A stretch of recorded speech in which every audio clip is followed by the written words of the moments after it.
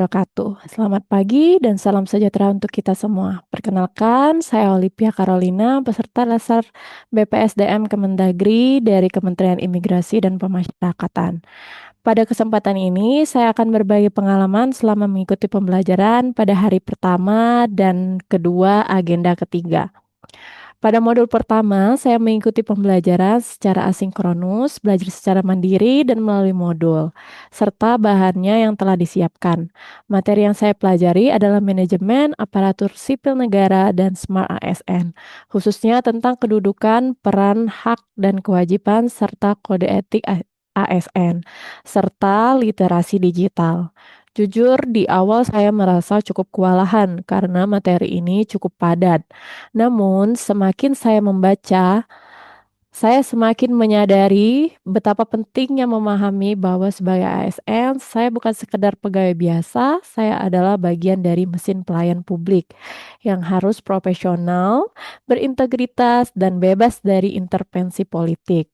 Satu hal yang benar-benar menggugah saya adalah ketika membaca tentang kode etik ASN, bahwa ketika harus melayani dengan hormat, sopan, dan tanpa tekanan. Sederhana kedengarannya, namun sungguh mendasar. Kemudian lanjut materi tentang sistem merit ASN, yakni sistem pengelolaan ASN yang didasarkan pada kualifikasi, kompetensi, dan kinerja bukan karena kedekatan, politik, atau faktor objektif lainnya. Sistem ini memastikan bahwa orang yang paling kompeten akan mendapatkan jabatan. ASN diperlakukan secara adil dan juga profesional, serta tidak ada praktik korupsi, kolusi, dan nepotisme. Kemudian, pada modul kedua, kami belajar materi secara mandiri di MOOC. Saat itu saya mulai mengenal yang namanya 4 pilar utama literasi digital, yaitu etika digital, budaya digital, cakap digital, dan aman digital. Terus terang, awalnya saya pikir materi ini hanya seputar cara menggunakan sosial media saja. Ternyata jauh lebih dalam.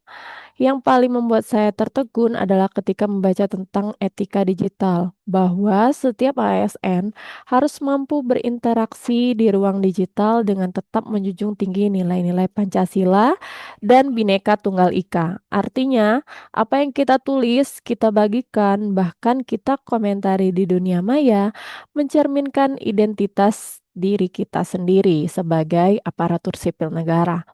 Saya pun mulai merenung kebiasaan saya sendiri di media sosial selama ini. Apakah sudah benar-benar mencerminkan seorang ASN yang beretika? Pada pembelajaran ini, seluruh rekan dan sesi ini membahas lebih dalam tentang cakap digital, aman digital, budaya digital, dan etika digital. Sesi ini terasa sangat relevan dalam kehidupan sehari-hari. Kami berdiskusi tentang bagaimana ASN harus mampu menggunakan perangkat dan aplikasi digital untuk menunjang kinerja pelayanan publik.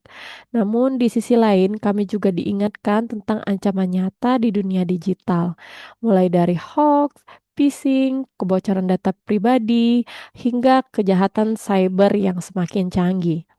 Ada satu momen diskusi yang benar-benar berkesan bagi saya. Fasilitator saya bertanya kepada kami, sebutkan minimal 3 kecakapan digital yang paling kalian kuasai. Dan semua pun menjawab. Saya menyadari bahwa masih banyak digital skill yang harus saya kuasai untuk mendukung pekerjaan saya sebagai seorang ASN.